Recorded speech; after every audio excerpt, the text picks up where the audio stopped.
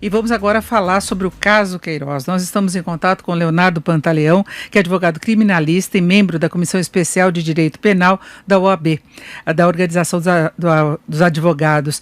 Doutor Leonardo, boa tarde. Boa tarde, um prazer falar com você, com seus ouvintes.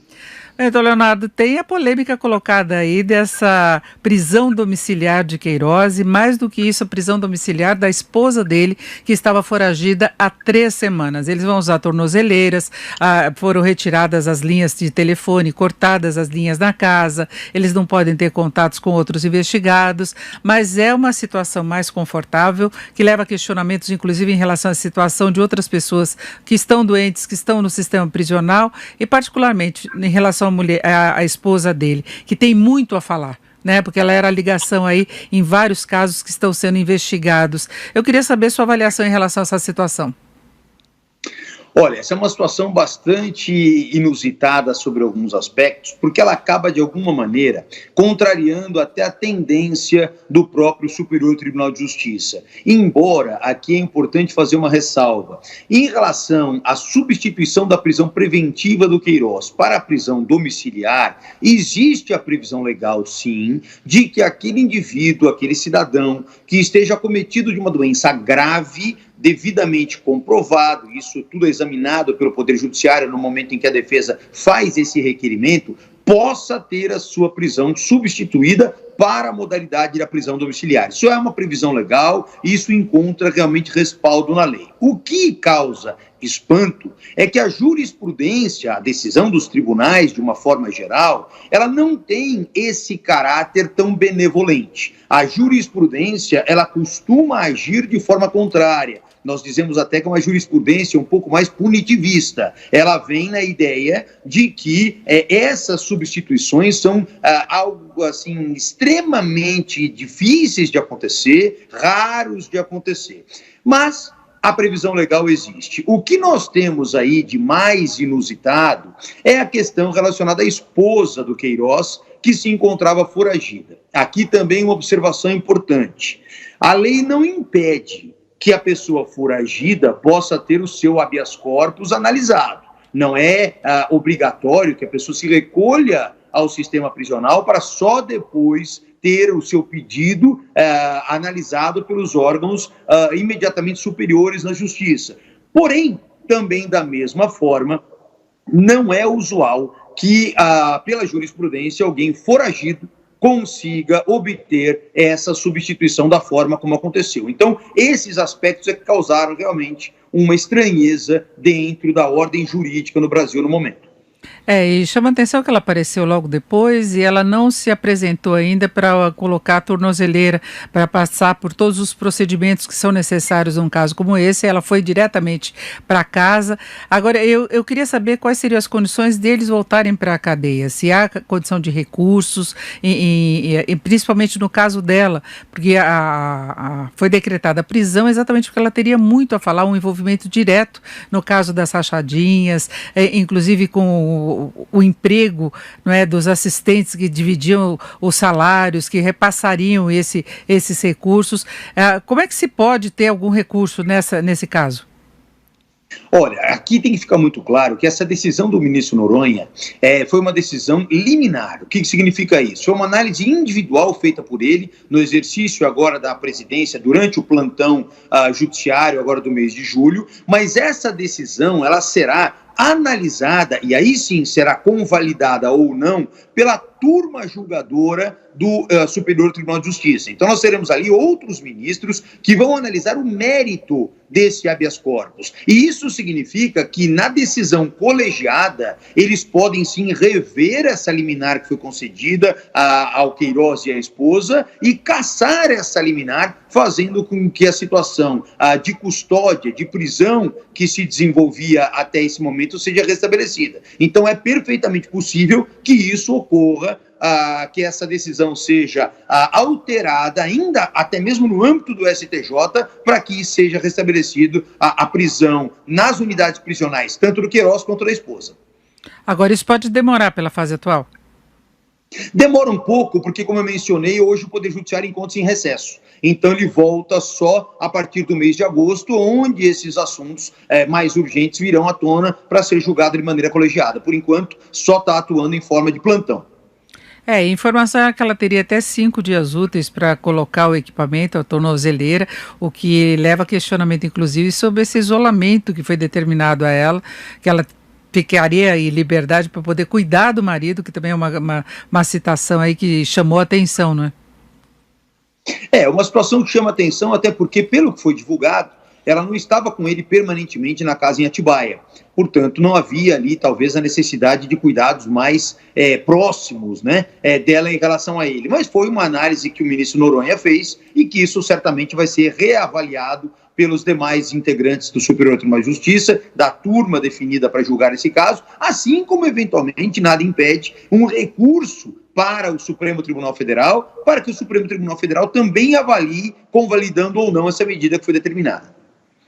Agora, o senhor como é que está vendo o encaminhamento desse processo todo, desde o início, o envolvimento de advogado, depois o advogado dando declarações que não sabia, mas sabia, Queiroz fez amizades, inclusive, na região, ele tinha passado por outros imóveis também do advogado. Como é que o senhor vê essa situação toda? Olha, até como advogado, a gente tem que deixar muito claro que não é papel do advogado colaborar para que qualquer indivíduo venha a se furtar daquelas obrigações legais. A partir do momento que existe uma investigação em andamento, o que se pressupõe é que o advogado não vai atuar diretamente, sendo o advogado dele específico ou não sendo, como é o caso, a colaborar para esse tipo de postura de frustrar, eventualmente, o deslindes de uma investigação. É claro que isso ainda será objeto de apuração e pode até mesmo gerar um tipo de responsabilidade também de natureza criminal ao advogado, caso isso fique demonstrado de que ele agiu com a intenção, com o dolo, de uma maneira deliberada de frustrar as investigações que envolviam esse caso. E agora ele pode ter alguma implicação na justiça, porque ele já não é mais o advogado do caso. Mas independentemente se fosse o advogado do caso e tivesse dando amparo, por exemplo, para alguém se furtar as obrigações que a lei impõe, atuações da própria justiça, ele também poderia sofrer essa represália na área criminal. Então, imagino que certamente investigações nesse sentido vão acontecer, independentemente dele ser ou não advogado atuante no caso específico. Agora, a atuação da Polícia Federal, as investigações prosseguem, aliás, não foi a Polícia Federal nessa operação, mas prossegue no caso de depoimentos de Márcia, tudo que ela tem de prestar à Justiça, ela pode estar com a tornozeleira em casa, mas ela tem que cumprir todas essas determinações. Sim, sempre. Essas investigações vão continuar. Realmente foi a Polícia Civil do Estado do Rio de Janeiro que fez, junto com o Ministério Público, essas investigações, até porque estamos apurando crimes que supostamente teriam ocorrido enquanto o senador Flávio Bolsonaro atuava como deputado, né? Então, a atribuição não é da Polícia Federal por essa razão. Agora, tudo isso continua, as apurações, as investigações, os confrontos de tudo aquilo que foi cooptado no momento das diligências, para que eles possam prestar os esclarecimentos. Isso resolvido, o inquérito policial encerrado, onde ali vai se tentar identificar a materialidade do crime, né, a prova dos crimes, indícios de autoria, esse caderno processual, ele é encaminhado ao Ministério Público. E a partir daí o Ministério Público, convencido de que existem elementos mínimos para oferecer uma denúncia criminal contra os envolvidos, oferece essa denúncia criminal que será recebida ou não pelo Poder Judiciário. E lembrando que ela não depõe simplesmente como esposa, ela tem envolvimento direto no caso, ela trabalhou no gabinete do agora senador, então deputado estadual Flávio Bolsonaro, de 2007 a 2017, ela trabalhou junto com Queiroz, então ela tem envolvimento direto, inclusive fazendo ponte com relação a outros envolvidos.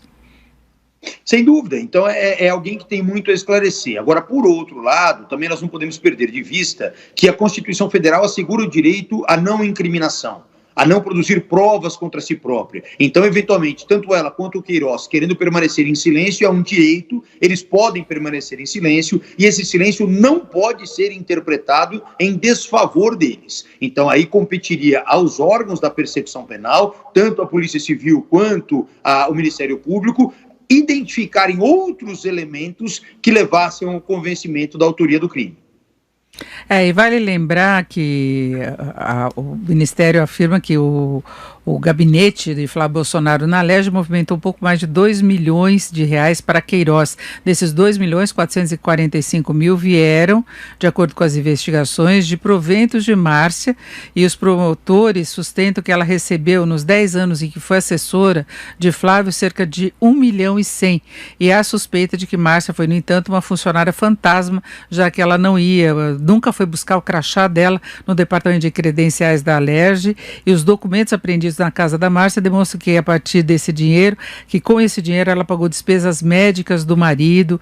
Então tem todo o envolvimento, a conta de 174.000 do hospital Albert Einstein em São Paulo, por exemplo, onde ele foi operado, foi pago em dinheiro, não é? Então tem toda uma investigação envolvendo ela diretamente, e a denúncia do Ministério Público cita ainda a influência da família de Queiroz, ele e a esposa, sobre milicianos do Rio de Janeiro. Entre os citados está o ex-capitão de operações especiais do BOPE, Adriano Magalhães da Nóbrega, que morreu em fevereiro deste ano na Bahia, também numa operação policial. Os promotores sustentam que Márcia mantinha contato com o miliciano por meio da mãe, a Raimunda Veras Magalhães, que também foi assessora fantasma na Alerj, né? Então é toda uma rede relacionada a Márcia e também Queiroz.